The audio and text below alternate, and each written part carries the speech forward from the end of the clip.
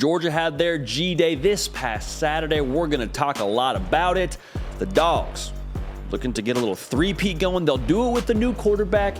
Let me just tell you this. I think everybody and their mama kind of feels the same way leaving that G-Day, or at least watching the broadcast. Hey, man, officially, Carson Beck's the guy at Georgia. Like, nothing's been announced publicly at the time of us recording this. Carson Beck, barring something wildly unforeseen, will be your starting quarterback at Georgia. Going into the spring, we talked to David Pollock, joined the show, chopped it up with him about the quarterback battle, and he told us, hey, listen, man, it's Carson Beck's job to lose. Absolutely. Said, okay, cool, that's great. And then we kind of heard rumblings of Brock Vandergriff having some strong practices during spring. Can never count Gunnar Stockton out. Come to G-Day, Carson Beck goes 15 for 22, 231 yards and a touchdown. And it was the way that he did it, too. It wasn't like he just sort of finished the game and you look at the stat sheet and say, oh, man, Carson Beck had a pretty good day. No, like he night and day just looked the most in command, looked the most comfortable, looked like he knew where to go with the football. And to be honest with you, he had a couple plays where I think he had a drop he dealt with. There was one where it looked like his receiver misjudged it in the air. Like, this stat line could have been better is what I'm trying to tell you. He also went 13 for 18 against the Georgia first defense. So against the best defense in college football, arguably, Carson Beck's slinging it. It's only one practice, but he was the guy. And there's also, so I say it's one practice. There's going to be a portion of the crowd here that is firmly in the Brock Vandergriff camp or firmly in the Gunnar Stockton camp, and that's a good camp to be in. Like, we had a guest on here, I'll tell you about in a second. We had a guest on who told us, like, hey, Georgia probably could be the same team or win the same amount of games with any three of these guys at quarterback. So there's some people that are going to say, that was just one practice. What do you mean? It's good he played well, but that's just one practice. Are you really going to put all of your chips in the Carson Beck basket based on one practice? My answer is yes, because yes, it was one practice, but it was the spring game, so it was a very public practice, a practice with a lot of eyeballs on it, and you don't just trot out there and have the game that you had without building to that during the spring, without doing that behind closed doors consistently in Athens, Georgia, and then putting it on display during the G-Day. So Brock Vandergriff, really good quarterback. Gunnar Stockton, really good quarterback. And honestly, both guys looked pretty good during the spring game as well.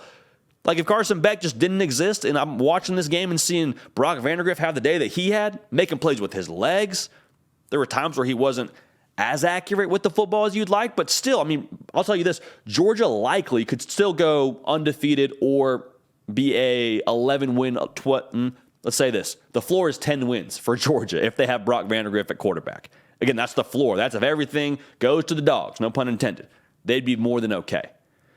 But Carson Beck, make no mistake about it, is your starting quarterback, was your starting quarterback headed into the spring unofficially. Again, it's still unofficial, but I think he made a case to the entire country that was able to watch that game, to everybody in the stadium, to his coaching staff, to his teammates, like, hey, I'm the guy. And they probably already knew that, but it was solidified in my mind, at least, during G-Day. Now, I hinted at us having a guest on.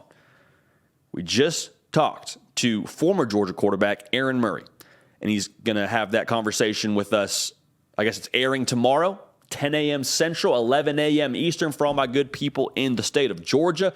That video, that live show is going to be listed as scheduled on this YouTube channel. It's going to be under the live tab. There's going to be a bell. Go click that bell so when we do go live, again, at 11 a.m. Eastern, 10 a.m. Central, you won't miss it.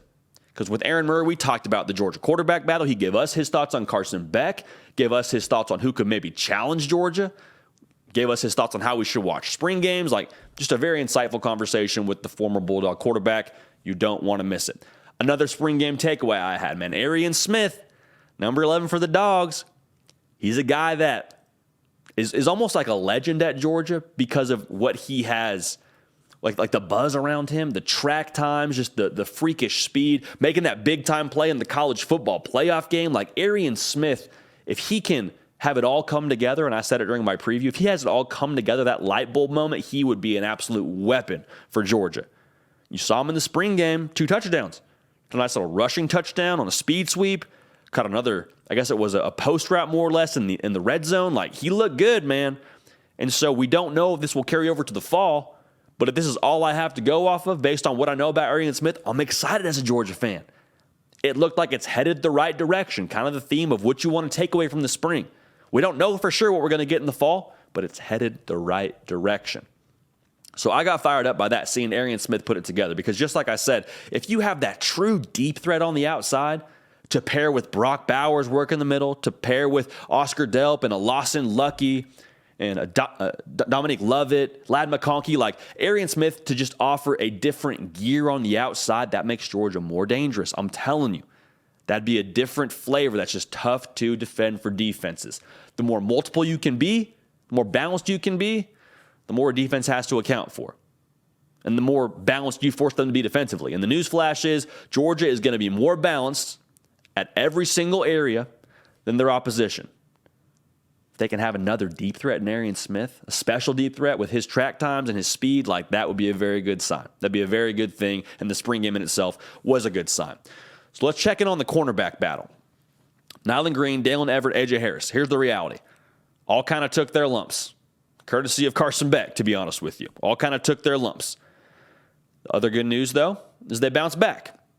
There wasn't a ton of, oh, woe is me. Like, I saw Dalen Everett, man. He made 2 plays in a row where he ran up on a swing route and just blew it up. Had another good play on the football before that. Like, Dalen Everett, to me, made a couple plays that stick out in my mind. Not to say other guys didn't have good games, but Dalen Everett had to make a couple plays that stuck out in my mind. I don't know that anybody really separated during the spring game when it comes to this cornerback 2 battle, to whoever's going to play beside Kamari Lassiter. But I think the sentiment I leave this spring game with is, okay, the battle is going to go on. There wasn't a ton of scheming to try and put them in position to be extra successful. It was more like, hey, here's the scheme. Here's your responsibility. Go execute. You all got the same responsibility. Go do your thing. And like I said, kind of some good, kind of some bad. Nothing conclusive. The party rolls on to the fall. Just the reality for the cornerback battle at Georgia. A couple of their standouts I want to make sure we talk about before we move on here. Roderick Robinson, the freshman back. I love the way that dude runs the football, man. I mean, he is muscled up, not afraid to stick his nose in there. He's patient, and then when he's patient, he gets downhill, runs behind his pads. He's physical. Again, only a freshman, so he's going to get better. He's going to get stronger. He's going to get more savvy with the way that he reads these holes. I'm excited for him. He looked real good in the spring game. I don't know how we'll factor in the fall, but he's a guy that we're going to make sure we keep an eye on. The new number 0 on offense, taken over from Darnell Washington, which is just by definition big shoes to fill, but obviously another position. Lawson Lucky, heard about him all spring. It's kind of the same song, 3rd verse now in the spring game, just continues to make plays.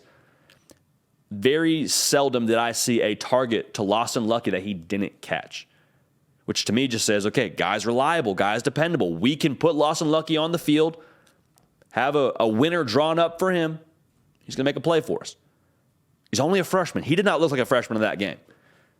To quote Nick Saban, who talked about another freshman, if I was just sitting on a log out there, I wouldn't know that Lawson Lucky was a freshman. Again, Nick Saban said that about one of his other freshmen that he's talking about. I thought it was a pithy remark, so I went and took it to this show. Damon Wilson, another freshman. You're noticing a theme here. Georgia recruits studs. They get on campus early. You see some exciting things from them in the spring by nature of how they've been developed and just the freakish talent they have that they recruit at Georgia. Damon Wilson had 2 sacks. Didn't have any reps against the one offensive line, it sounded like, but still was consistently wreaking havoc. You're not taking the quarterback to the ground, but to be able to be credited with 2 sacks in the spring game, you're doing something right as a freshman. So, surprise, surprise, the Bulldogs are going to be real good yet again. They've got their quarterback in my mind. I think that's solidified. We'll keep an eye on what happens with Brock Vandergriff going forward. Arian Smith, if he can be that dude on the outside, that true burner for them, I mean, look out. That's just the rich getting even richer at that certain position. Cornerback battle for the second cornerback spot behind Kamari Lassiter rages on. Don't think there's anything to write home about. Took some lumps, some good, some bad. We keep this thing going into the fall, as most of y'all probably anticipated it would, and then a number of freshmen having really good G days. So for Georgia, I don't know that we learned anything new, but I think it did solidify that Carson Beck will likely be the starter when it comes to game 1 for the Dogs. Keep it locked right here. Again, Aaron Murray joining the show tomorrow. That video will be scheduled in the live tab. Hit the bell so you're reminded when we go live, 10 a.m. Central, 11 a.m. Eastern. We will see y'all there. We love y'all. We appreciate y'all. We're going to keep the party rolling. As I mentioned, we will see y'all next time. Hey y'all, thanks so much for watching. Subscribe to the channel here to make sure you don't miss an episode of The Hard Count. Also be sure to check out other videos on the On3 YouTube channel.